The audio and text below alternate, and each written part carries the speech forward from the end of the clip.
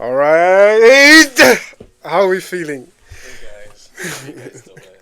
It's been a long day, guys. It's been a really long day, but honestly, I'm just grateful to be here. Welcome to the podcast, episode 2. Who would have thought? I would have thought. What do you mean? I would have thought. I'm talking about our ops now. Shout out to the ops as well. Shout out to the ops. Welcome to the podcast. Yeah.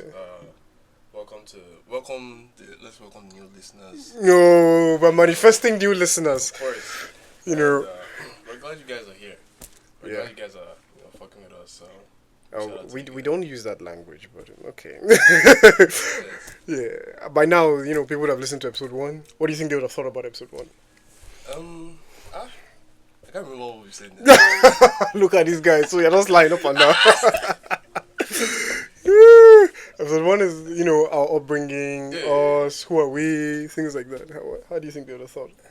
I feel like some people would think of us as privileged kids. Valid. Me, I'm privileged too. Thank God. It's a good thing, But one Nigerians, we love a good struggle Olympics. Grass to grace. They love a good grass to grace story. No, literally. That's one about Nigerians. What about grace to grace? That's what I want to. That's what I want. Grace to grace. How do we start this? First of all, how was your day? Bro, it's been a long week. Like right now, I'm preparing for a project that I've been working on for a long time. We would get to that in another podcast episode, but yeah, I'm just happy to be here. Honestly, long week. Thank God. What about you, bro? I had my last class as a graduate student yesterday. Oh, that's good. Shout out to you, bro. And I don't know. I'm still yet to really take it all in. Yeah. Do you know that what I forget is that after this, I'm going to get a master's. Did you get? I think I'm so focused on the next steps that I forget the degree. Exactly. I forget the degree. Yesterday I was trying to I wasn't feeling it, but I was just trying to force myself to feel it. So I went out after the class. I went out to dinner. Get job, you don't go dinner. You don't get job, you don't go dinner. I'm manifesting now. Oh, nice. That one is gonna come by the special grace of God. Exactly. But after the class, I went out to dinner. Just something I wouldn't do that on a normal day. I like that. I think that life moves so fast that sometimes we forget to enjoy the little moments. You don't graduate 2 times unless you have carry version. But yeah, I'm glad you took that step. Where did you go to eat? Was this Chinese restaurant that don't want to mention that. Was the food good? It was really good. Okay. Really good. I see you. It was really good. Now on to the question on the listener's mind. Did you go alone? I went alone now. What did you think? I went alone. Okay. Right now I'm going through a heartbreak. You gotta give us the tea soon. Ifem is going to hear this and say this boy is going through heartbreak every month. No, I'm with Ifemi on that. Every other month there's one heartbreak or the other, and he's always the one breaking hearts. No, it's not me. Okay. Fair, it's not me. So today, it's you guy. Actually, I want to start with this, question that has been trending. Okay. I'm sure you already have it in mind. What's that? 100 men versus one. Not the gorilla question. Not the gorilla question. I'm hearing them. I'm kind of tired of it, but it's only right way. The real thing. Let me explain. Yeah. Can you guys hear me? If I'm going to be part of the 100 men versus that gorilla, I would be 99. I would be 99 because it's not me that you're about to send into this. I want it to be less. It's weak already. That's already beating after the first 27. You should at least slow down. Right after your school, the first 27. I don't think. Because a gorilla is very big. They are usually average gorilla is 400 pounds. And he's strong. He's not as he can carry up to 5 times its weight. Did you get? That's insane, though. So, what would be the tactic? Would it be 100 men go straight into the gorilla? I think? I think first of all you have to remove fear from the men's heart. Like if there's no fear, and then people know that okay, men mount. people must die. They can accept that some of us will die. So how do you how do you decide who goes first? Because it's not me though. I won't be part of the first 50. Exactly, it's that fear that is stopping us. It's that fear. Once you remove fear, I think we can take that gorilla down. I won't be in the hundreds. The 100, they should be willing to die. Yeah, I'll be waiting for the gorilla. So when it needs energy, I'll just say, "Oh, just come get some bananas. I beg, let it just kill everybody." Yeah, I mean, it's been trending. The question has been trending. Everybody has been dropping their 2 cents about it. I don't know. Social media is such a funny thing. Yeah. Like things just come and go. Like the way it just happened. Like I'm sure by the time people are listening to this, they'll be like, "What gorilla? What are you guys talking about? What are you guys talking about?" I'm really curious to know how that whole thing even started. Started off like who started it? Like what? I don't know. How did it just become a topic of discussion? Now people are using it to break the ice. Like you meet a random person and you just want to, and then you just 100 men versus one gorilla. Yeah, do you get? What happened to Hey High conversations? We've gone full circle back. Honestly, but yeah, we have. 100 men versus one gorilla. I would not be part of the 100. I would not be part of the 100. One of my friends on Twitter was tagging me and saying that I should be recruited. Cause like you saw a video of me at the gym and I was like, man. Okay, you'll be one of the first 10. One of the first 10. Don't be my gym, Don't be my gym. Oh, this is my gym. It's just aesthetics. I'm not strong in real life, I'm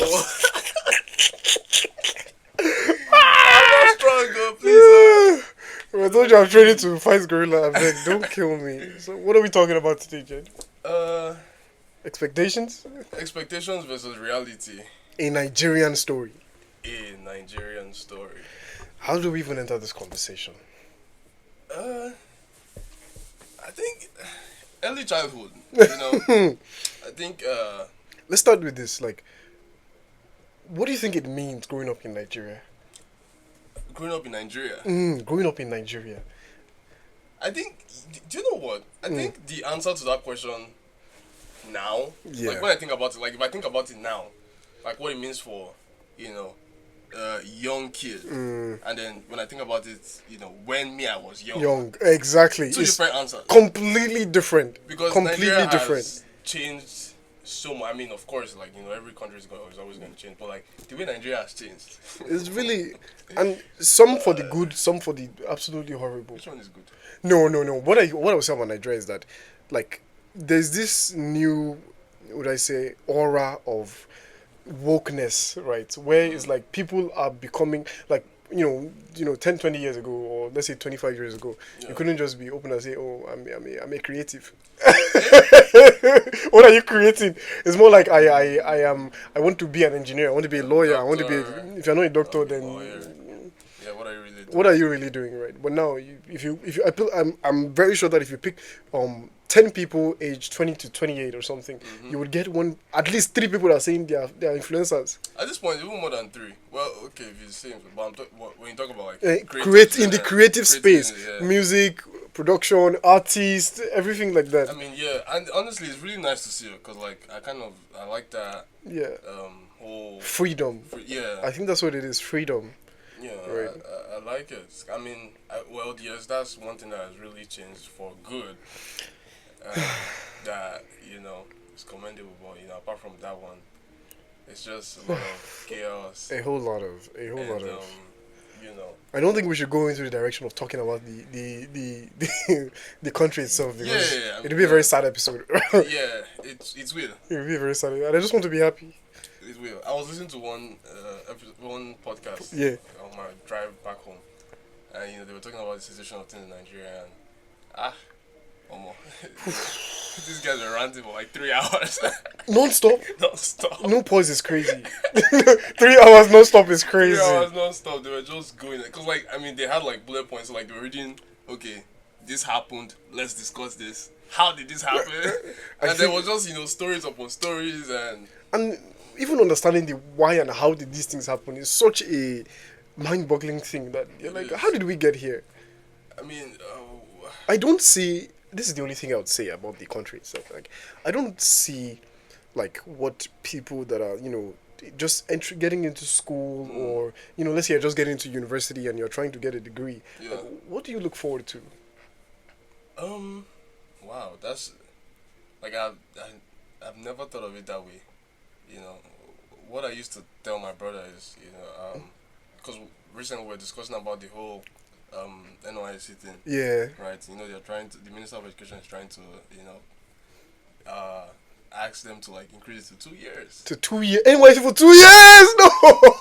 Exactly. That is trauma. And then, for people that don't know what NYC is, like a compulsory year of service to the country. You have to do some weird match pass. You gotta CDS or everything like that. People are of the opinion that they should stop it. Because it's just a lot of money going to it. And for nothing. For nothing. They say it's for they do a lot of youth development. They do skill training. But they really don't. Like, I feel like it should be optional. If you want to serve, and maybe you can get some, because I know that the stipend that they give might be some people's. So, it might help a lot of people, but I feel like it should be compulsory, and it shouldn't, because you can't get a job if you don't have NYC. You can't get a. You can't. Please, I don't want to talk about the country. Let's go into now. Let's start from your experience, like growing up in Nigeria. Like, what does that? What is it? Paint a picture for the people listening. That I'm not a painter. But I think growing up in Nigeria, my whole thinking and my thoughts was kind of I don't want to say limited, but it was just I was a small thing. I wasn't thinking out of the picture, obviously because of my environment. That is very true. Everybody, I mean, my parents were comfortable when doing too much. Like, I just thought that, okay, obviously I'll go to school, come out, get a job, I'll be rich by this. I'll reach my 25. How old are you now, Jed? Let's not get into that. You're reaching for the stars. It's not easy. Let's just see how my life. My life, And I think one thing I'll say about growing up in Nigeria is they take education like very seriously. Very seriously, like, very seriously. It's not even a joke. There was one. I went to boarding school and then in just as one. I remember one time my dad dropped me off at school and I was telling him that I can't do this anymore. Oof. I think it was like my second term and then I started crying. I said, sorry for the laugh. Sorry. Yeah. I said, man, I can't do this anymore. Yeah. Like, just take me back home. It was like, you gotta go to school. If you don't go to school, you become a roadside mechanic. I said, sir. Do you know what? I want to be a roadside mechanic. I was frustrated. 10 toes down. I said, let me be mechanic. 10 toes down. Just take me out of this place. And he himself, he felt bad. He was like, damn, like this boy, like it's not budging. It's not budging. He'll be a mechanic. It's not budging. And then, eventually I had to go through it. Yeah. I got used to it as time. Nigerians will always adapt, and that's our problem. That is a point that's see, we're going to get to like Nigerians and adaptation because I feel like Nigerians have been so traumatized that any new trauma, the first way that is expressed is through jokes and memes and everything like that, and then you just adjust. Do you know what's crazy? When you mentioned it, I just remember one recent situation that happened in Lagos where the traffic was crazy. People were still out by like 4 a.m. And as we were in traffic, it's a bad situation. But people came out of their car, they started playing music. They thought this into a whole party. That's the thing about Nigerians. Never change. I feel like Nigerians they'll always adapt, and it has good, but then now is more bad. It's more bad than good. Because the situations are always changing for the worse, and Nigerians are always adapting, take it. But it gets to a point where you take it so much, and then there'll be this big, huge event where everything will just scatter. Honestly, at this point, I don't know how much we can take, and I think I don't mention leaders or the people ruling.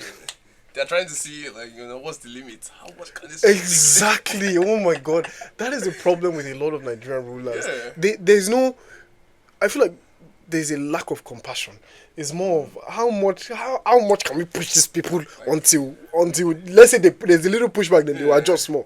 Then how much can we push them some more, right? It's crazy. This is meant to be a happy episode, though. But I mean, listeners will understand. They just have to. And what I think is that Nigerian, I don't want to just generalize, but most Nigerians, let's say in the past generations, there's just a set way of thinking, right? Go to school, get a job, or if you don't do this, you end up like this. If you don't do this in this way, you end up like this. This is the way to live. This is the way to act. This is the way to be. So, in that sense, right? And I obviously I don't blame the previous generation. They are only expressing what they have learned from the previous generation. So it's just been a cycle. But I think that this generation has been able to sort of break that wheel in some sort of way. That a lot of the stick, and a large part is due to social media and open conversations, honest conversations, talking things out, expressing yourself. But I feel like a lot of us still suffer from that mentality, right? Because Nigerians are would I say they're very judgmental people?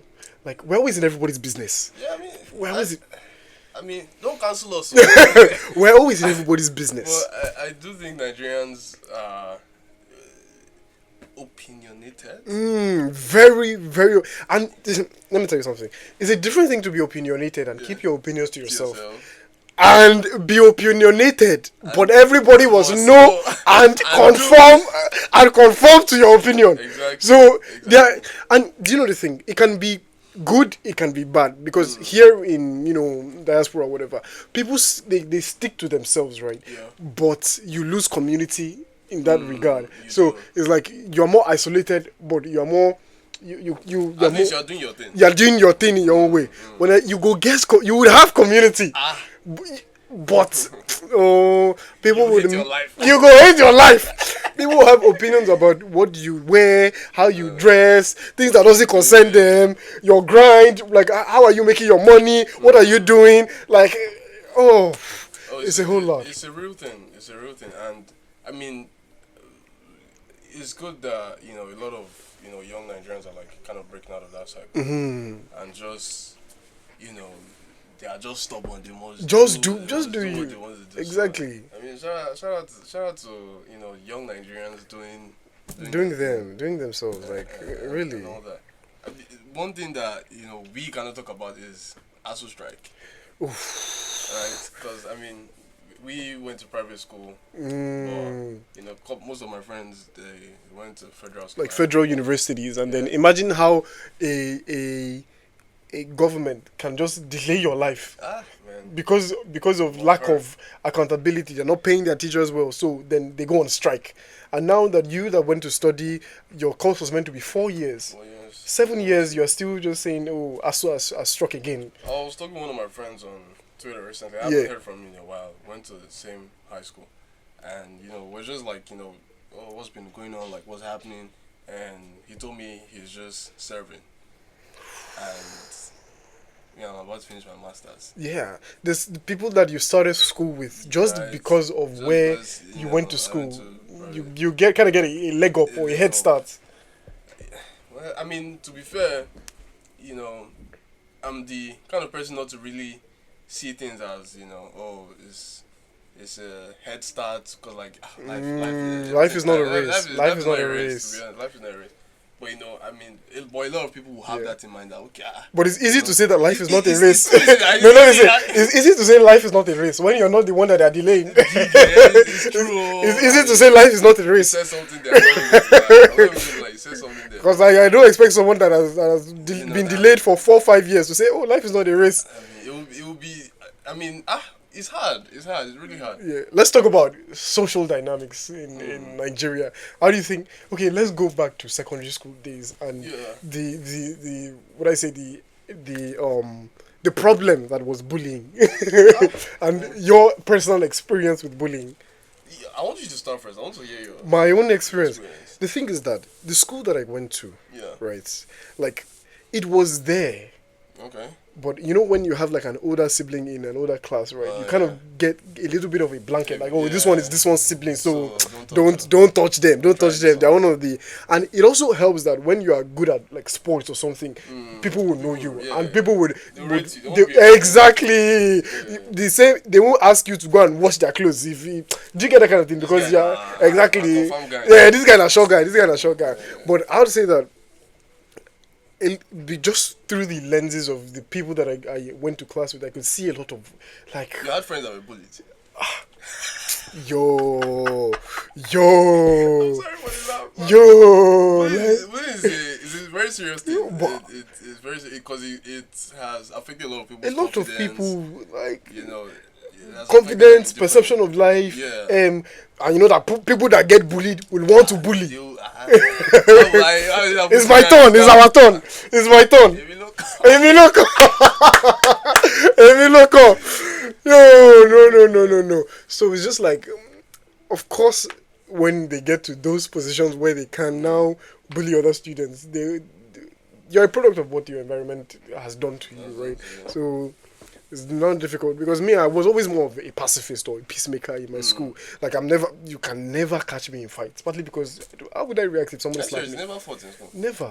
How would I react? If somebody should slap me, what do I do? What do I slap you now? That's what happened.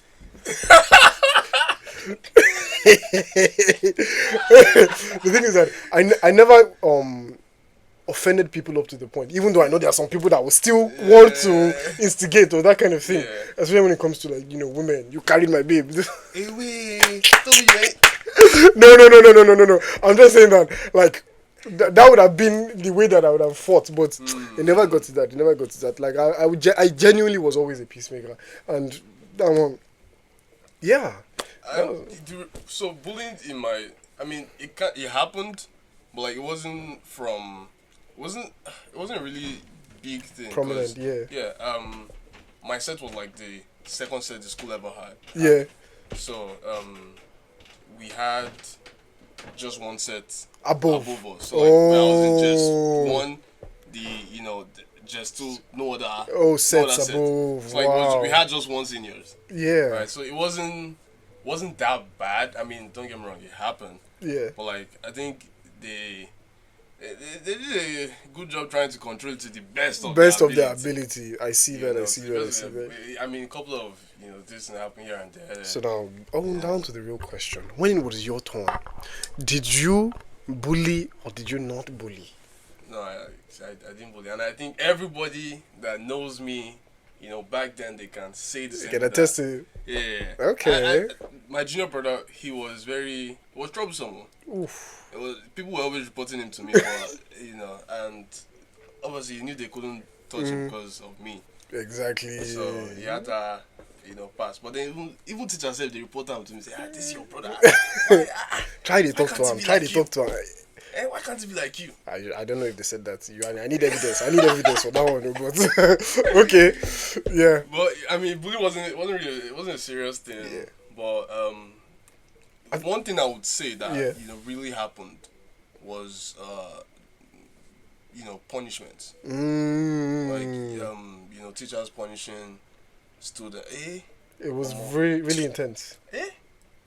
They'll tell you to ride Okada like this. You'll be sweating. You'll be sweating. Not the Okada. Or to touch your toe. More.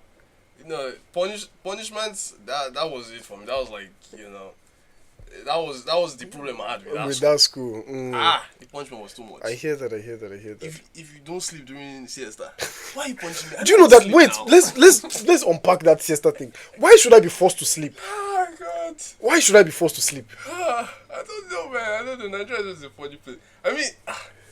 See, do you know what? Now I hear it. Now, you know what? I understand. It just.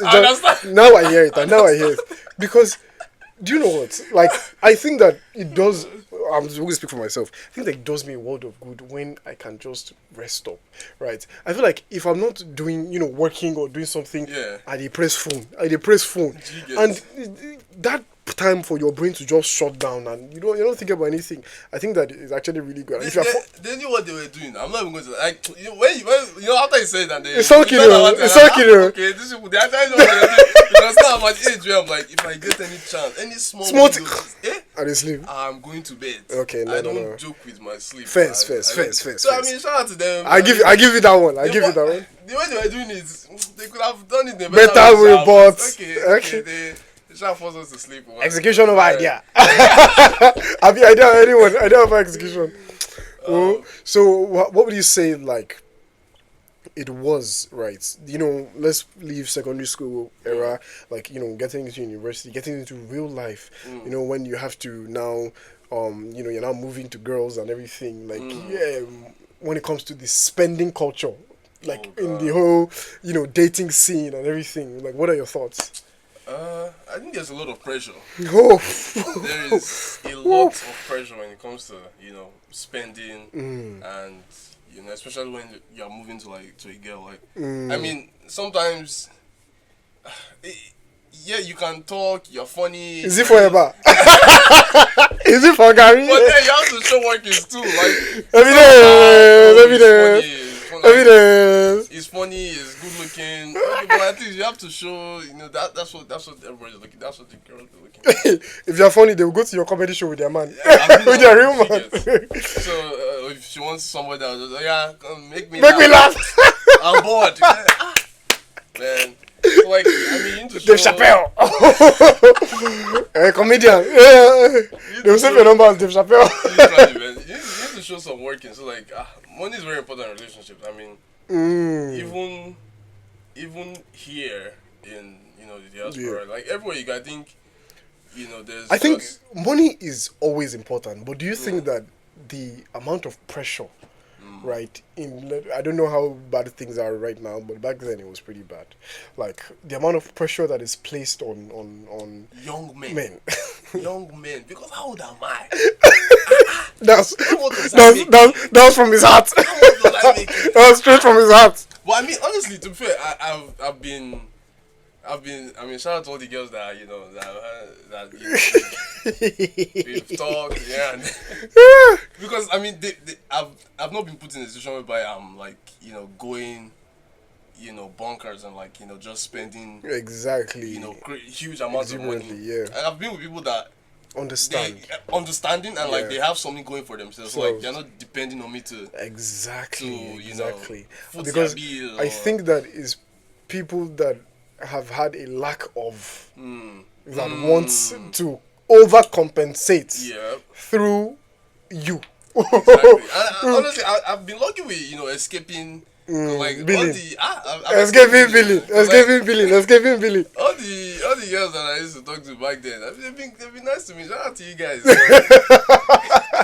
Shout out to you. Because nobody was asking me to buy a wig of 200k or 250k. Where did I even start from? Where did I start from? I'm start selling my father's property. No, what I'll do is that you just steal one tire. One by one. I just be taking things and be selling it because when will I get 250,000 naira for hair? I mean, it was. I'd rather cut my own hair, paste it together, and just make my own wig. Exactly. But I mean, I'm sure you have like experiences, spending. Honestly, like in my nature, right? Like I've always been more of a spender. I would put it like that. But no, it's not as if money do. But I've always, all these kind of you only live once type of mentality, right? So even though it did not make sense, I'm a financial advisor today. You spend and then you go so Gary, shit. But back then I was just like, you only live once, right? So, and if you can just match that spending attitude with a bit of comedy, bro. That's it, though. That's it. Till now. That's in the past. Don't worry, we'll do a separate episode on relationships and dating. And, oh my God. How we have evolved from then to now. Of course.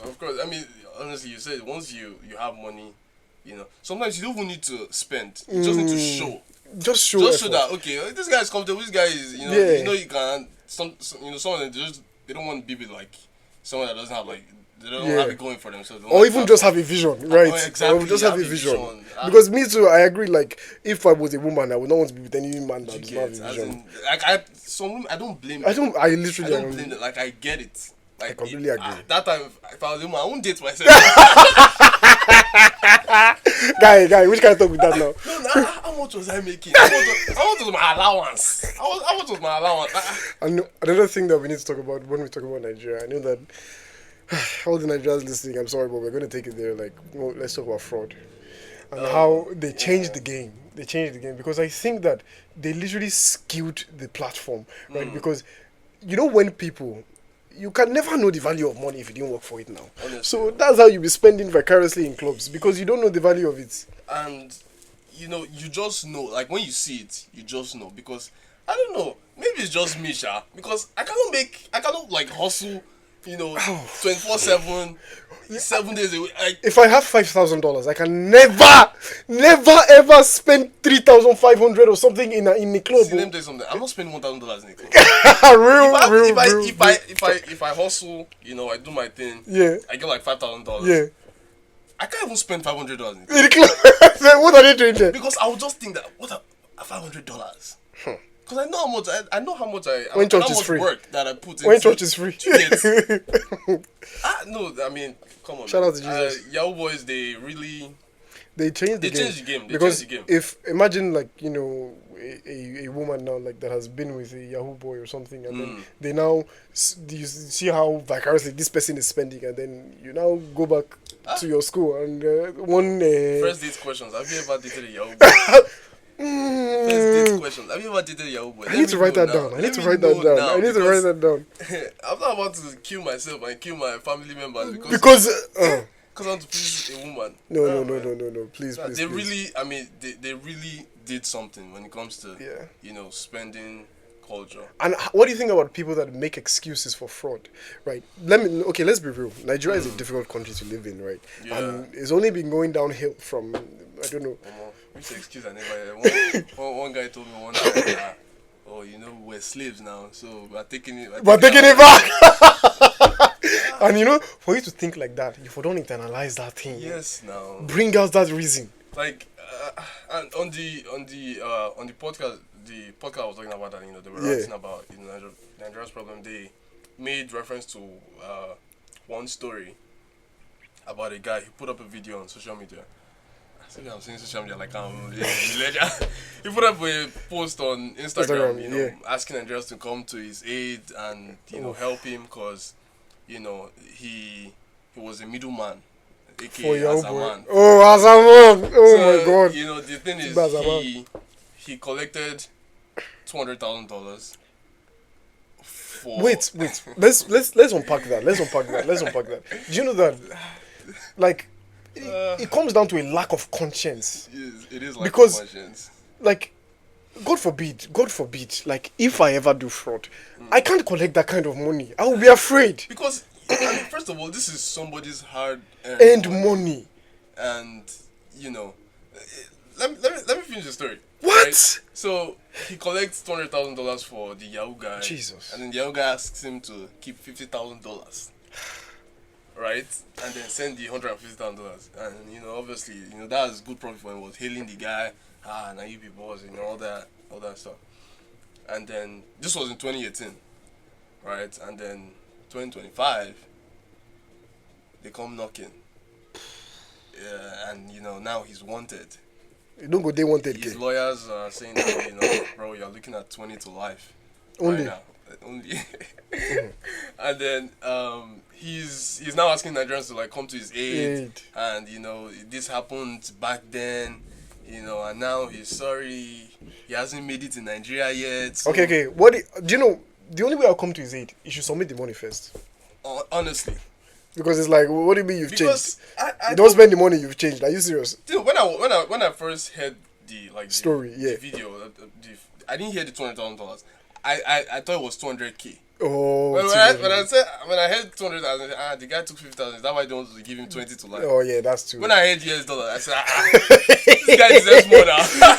No. This guy deserves more. What I'm saying is, and wait, let's even leave like how your boys have skilled the relationship scene. Yeah. Let's talk about the reputation about Nigerians. Nigerian prince scam. You know, It's really bad. There are two things Nigerians are known for worldwide: Nigerian prince and Afrobeats.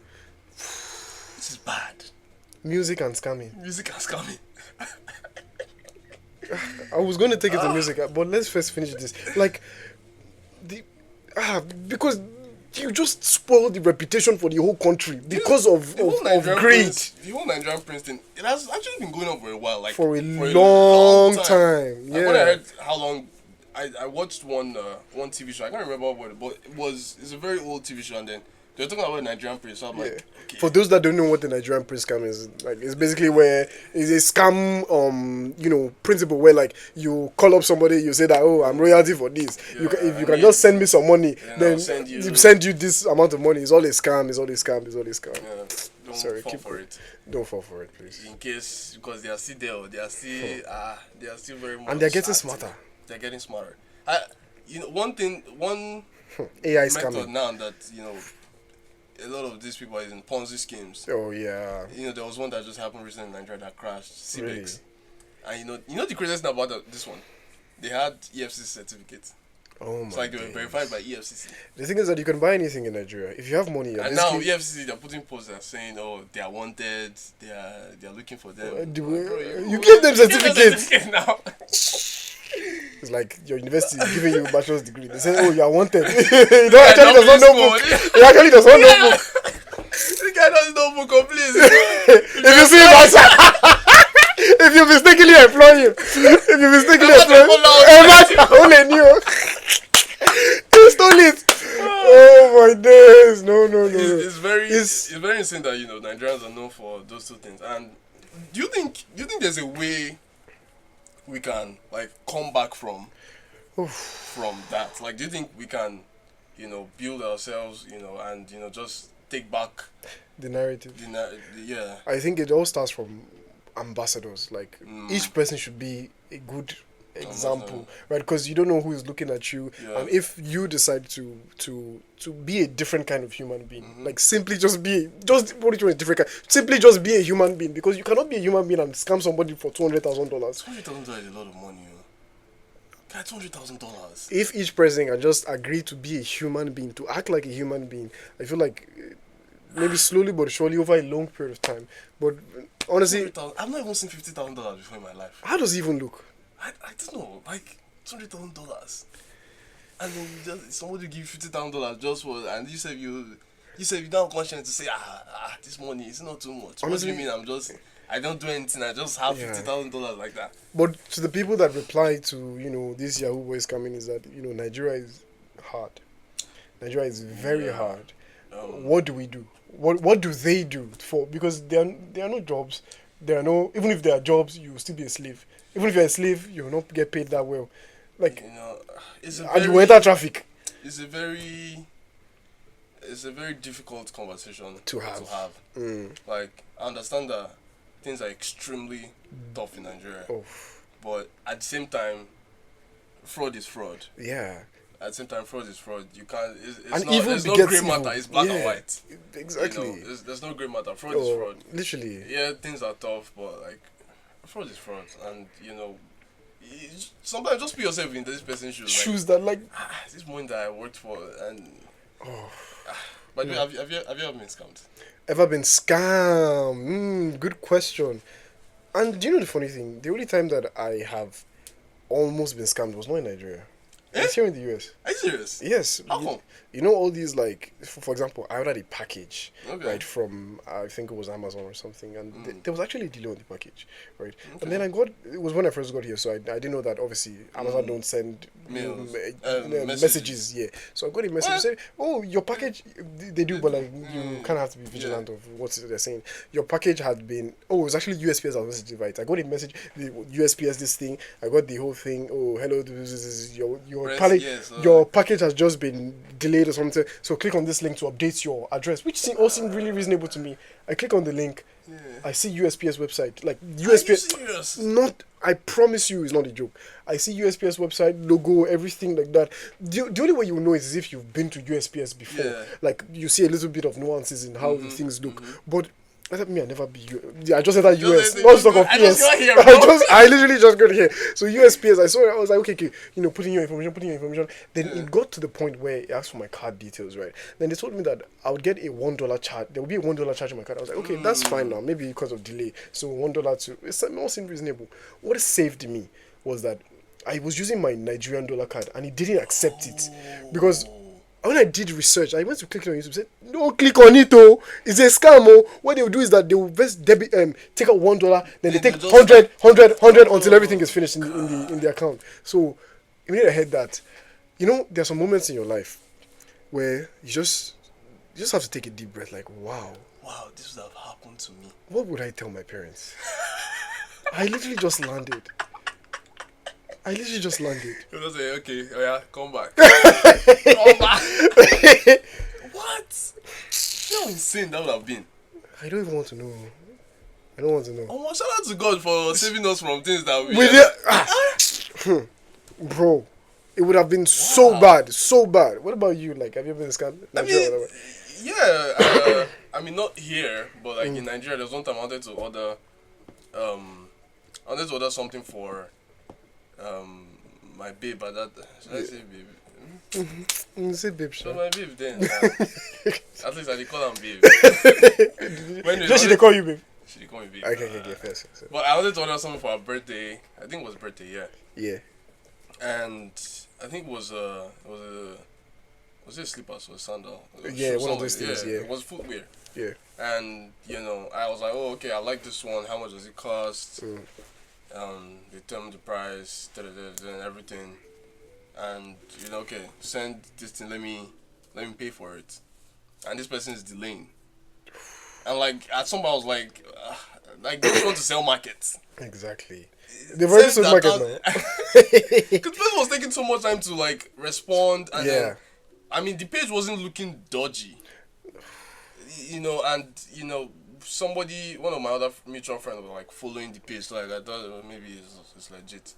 So I was saying, don't you want to sell market? Send me this account number now. Then the person sends the account number, and then I tried, and then it was wrong account number. Yeah. This was God trying to save me once. Save you, oh, but you doubled down. You said I need to be scammed. And then, after a while I was like, this thing is not working. The person didn't reply for like another day. This was time for me to get clarity. Like, am I really going to? And then eventually I was like, this thing is not working. Send me an actual thing. Then he sends the this thing again, and I don't know. I should have even clocked because it was one of these I think it was OP, not OP, but like there was one. Yeah. It was all this POS, this thing, mobile POS that people just have, on the street. I clocked that out, but I was just like, I tried to send the money, and then before they just blocked me, the usual now. So once you can't see their DP again, it's raps. It's raps. I was like, it wasn't, the money wasn't too much. Yeah. It's like I wasn't. And honestly, I don't understand that. But I was just like, I charge this one to the game because first, I put myself in this. They gave me the sign. They say, "See you, we're not answering you. We don't want your money." But I was like, fair. And I feel like everybody needs to have like a scamming experience, right? And I'm glad that yours wasn't something that was too heartbreaking, because I feel like. To be fair, at that time was heartbreaking because how much money did I have then? And then I didn't get the birthday gift. I had to now get. Oh, but you didn't tell her the story though. I told her the story now. Oh wow. But then is it forever? Is it forever? Is it for Gary? When I was telling that story, some part of me felt like, I hope this girl won't think I'm. Shalaye! Oh my god. Yeah, honestly, too much explanation. So like, I had to start sending receipt and everything. It was just like. I got it, but this. When you get money, you go there. No evidence. No evidence. Okay, so the last thing that I want us to just quickly touch on before we just wrap up this episode is music.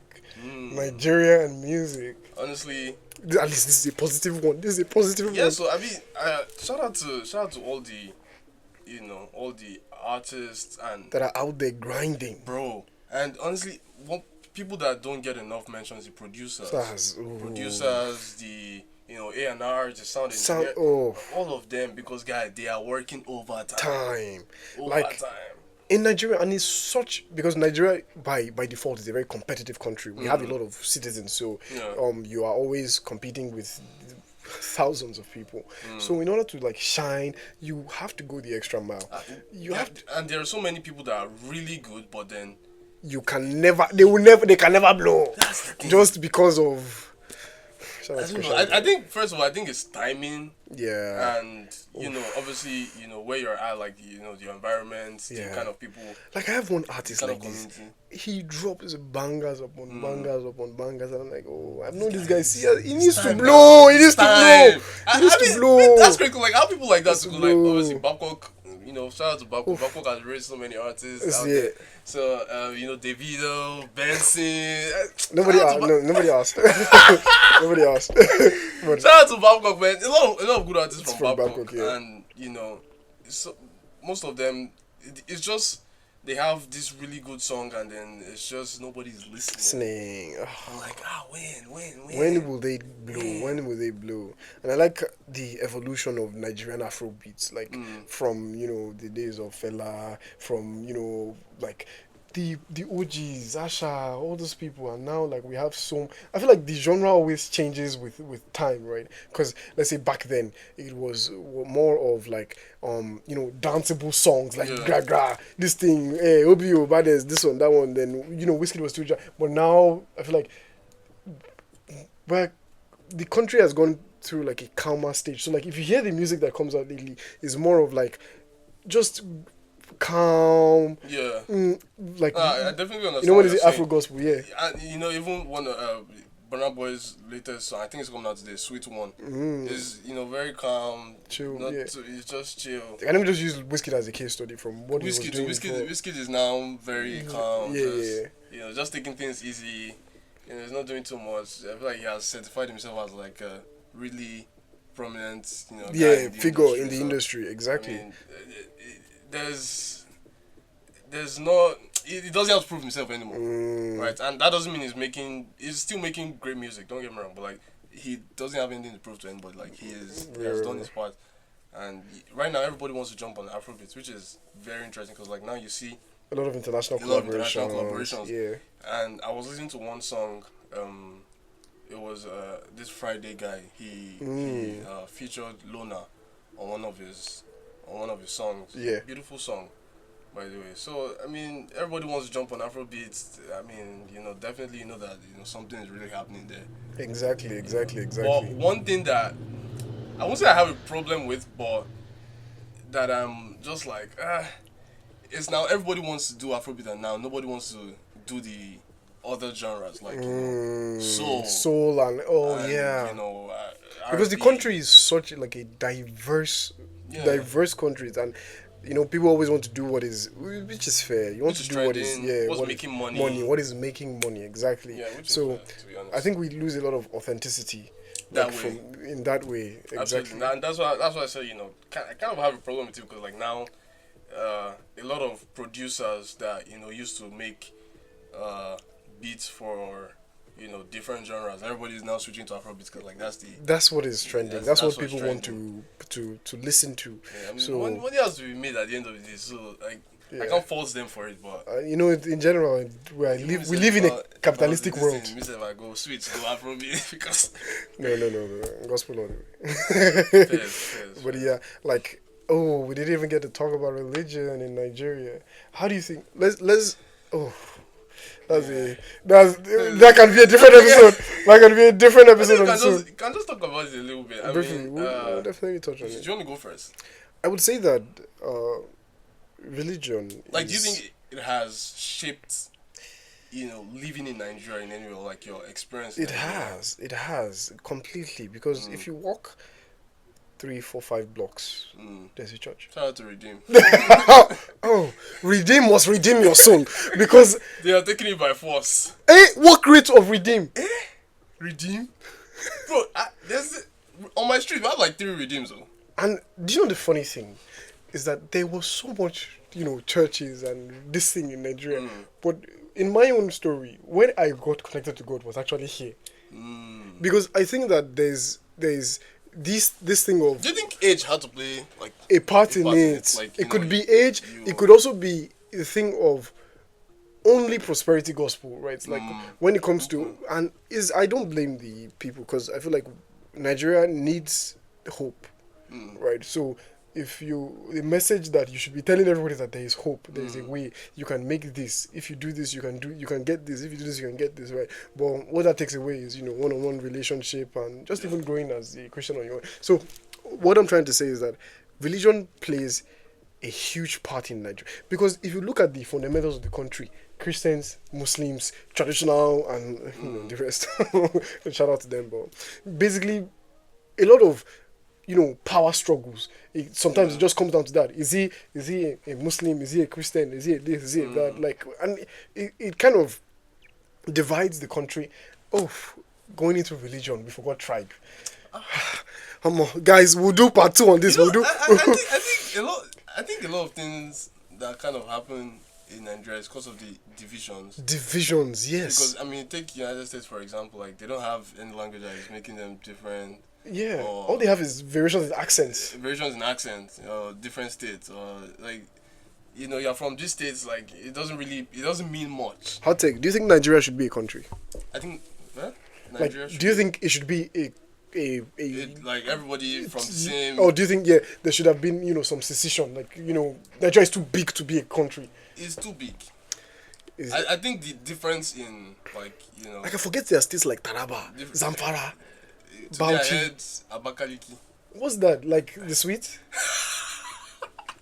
No, that's crazy. And there are people that live there, and the same way I would identify as a Nigerian, the same way they would identify as a Nigerian. Like, and I'm sure we've had such different experiences within the same Nigeria. Absolutely. For me, I kind of have like a different this about religion in Nigeria because I think now it has kind of become a business. Oh. Like, not for everybody. But not, yes, for the vast majority. For a good amount, it has become a business whereby they just use it to, exploit, from vulnerable people. Because some people don't have, they don't have any hope or they don't have any, so they just look to no, it's not even like they're looking to God. They're looking to the people that are making promises they can never keep. Yeah, and that's a very big problem because a lot of people they take their pastors. Obviously you should take your pastor's words. Take it with take it. Basically. Yes, but it's not the Bible. Final. It's not the Bible. It's not the word. Because you hear stories about people they go to the hospital and they're like, oh, you've been diagnosed with this. You need to take this for treatment. And you're like, oh, my pastor said something. I get it. Yeah. But that's why you need your own discernment. You need your own discernment. Yeah. I think one thing Nigerians should pray for, every Nigerian should pray for, is discernment. Discernment, yeah. Because you cannot depend on somebody else. Yes. Depend on my pastor. To really... Because even pastors are fallible. And exactly. A lot of them... there's been so much controversies about, this pastor, obviously, I'm not the one to call any pastor out. Exactly. I wouldn't be part of the pitchfork community. Yeah, I'm no, 100%, definitely not. But, just be able to, discern and, with your own eyes. Exactly. Your own experience. Open your eyes, man. Okay. Reason now, reason. And that is the biggest problem that I have with let's leave Christianity, like Sharia law, because how it is that, or from what I know, I've never practiced, so I don't know, is that there is one major religious figure that is reading the laws to the masses, right? And that's why there's so much on education in the northern parts of Nigeria, right? Yeah. Because what they practice is Sharia without there's no need to be educated because it's a whole... I have a theory that Lay it on me. They are weaponizing. They are weaponizing poverty and illiteracy. And it's a very strong weapon. It's strong like mad. Because when you have a group of people that you just tell them do this, and they do people will never eat. People will never eat. They'll do it now. I'm telling you. They'll do it now. So I think it's been weaponized. It's been used as like a political strategy to really take power. Yeah. We've said a lot of bad things about Nigeria. We have. But let's just say, okay, what is and I think we can end on this note, like what is one major positive thing that you would say about your country, Nigeria? Because I grew up in Streatham, UK. Streatham. You think you're Dave? The food. I think one thing I really I don't miss it so much. Cause like obviously I've been cooking with Nigerian dish. Cap. I know we say cap. I've been cooking Cap. And then obviously I have people that like cook Nigerian food around me. So like, but definitely the food. A lot of like my friends, American friends, or from they always talk about want to have fufu and egusi, and jollof rice. And like I mean. That's the culture, like the food is really great. I'm happy with where the music is at right now. I want to talk about the people, but then Nigerians are very funny people. They're very funny, but at the same time, it's not good. They are too funny. It's not good because that they laugh, they go to scam you. You get, so. Yeah, that's one thing I've been wanting to mention. One thing about Nigeria, when you're walking in public, one major rule. This is advice to, somebody out there. When you're walking on the road, don't smile. Don't smile. What's funny? Don't smile. Because you're walking on the road. First-hand experience of this one get money now. That's when this one is happy. Let's go look for his trouble. Frown. There's nothing funny. You're in Lagos. Right? There's nothing funny about that. Always frown. Always frown. Don't say I didn't tell you, but Yeah. That's it for me. How about you? I'd say that one thing that I'm really proud of is the pride of the people. I would say that Nigerians are very, very, very prideful people, and I just take sense in it's just fun to be a Nigerian, right? Like I'm a Nigerian as well. Like, and I like how there's so much, like, I don't know what to say, but just the pride of that comes with being a Nigerian. We don't have anything in our country. We're not the best at anything. Okay, maybe music, but we that's that pride coming out. But we carry ourselves like the giants of Africa. I mean, a lot of Nigerians, wherever they go and you ask them, oh, where are you from? They're always, very happy to say, oh, I'm Nigerian. Yeah, like, always. Obviously, they are, obviously they know bad things. They're all Nigerian prince. All these things. But like, they will still say that 10 toes down. I'm Nigerian. Yeah, what's up? And I'm happy to be Nigerian. Like. Exactly, and that's really good. That's a really good this thing. Yeah. I heard one. I was listening to one to BBC Extra, and one guy was talking about there are two people in this world that you go everywhere and then you see them, Jamaicans and Nigerian. If you go somewhere that you don't see a Nigerian, don't go. Literally don't go because you get why. There's no money there. There's a reason why. There's no money there. There's no money there, period. So yeah, I'm just glad we could unpack on that. We'll probably do an episode 2, maybe not next week, but we definitely need to unpack a lot more about Nigeria as a whole. Episode 2.1. Episode 2.1. Let's just talk. I mean, with that, come to the end of the podcast. Follow us on social media. There's no social media. I hope we've been able to convince you and not confuse you. Okay, bye guys. Alright, bye.